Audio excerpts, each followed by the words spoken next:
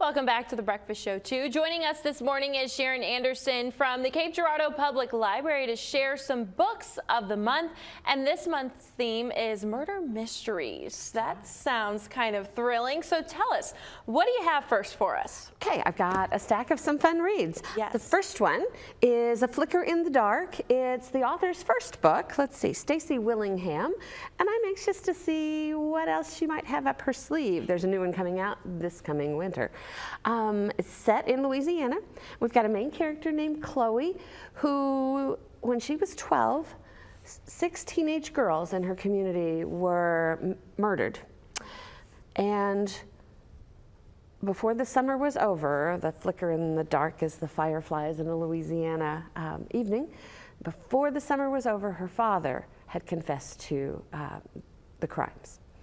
And this is years later. She's now an adult. She's a psychiatrist and working through helping lots of teens work through their own traumas.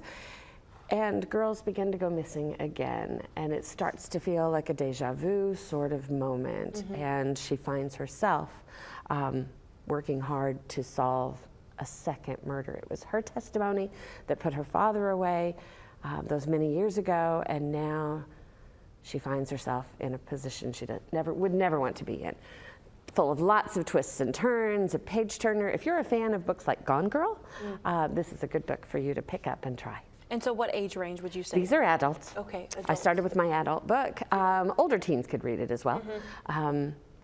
Like I said, it's a fly through this book, edge of your seat kind of storytelling. We love those kind of books. You bet. What do you have next for us? For teenagers, I have A Good Girl's Guide to Murder.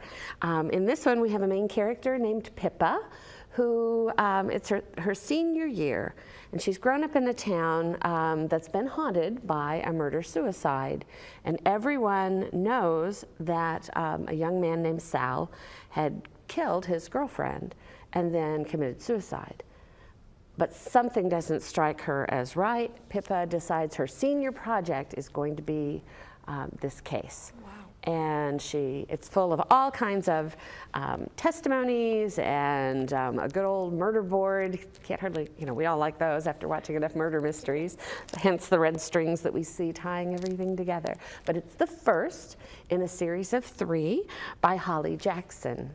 And again, edge of your seat storytelling. Those are always the best books, it seems like, because you never want to put it down because you just want to know what happens next. So you're just always reading. You bet.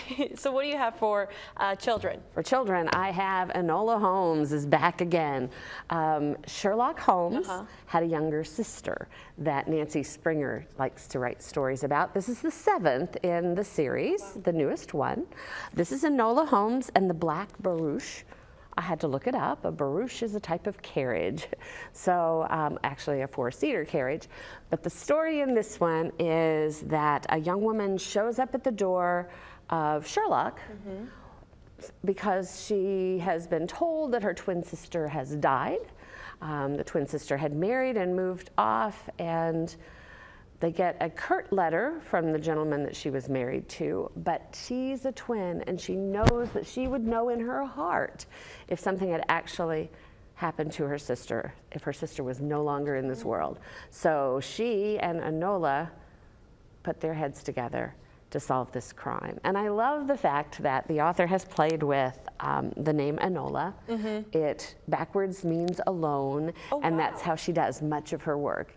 Older brother Sherlock and Mycroft really don't want a little sister tagging along.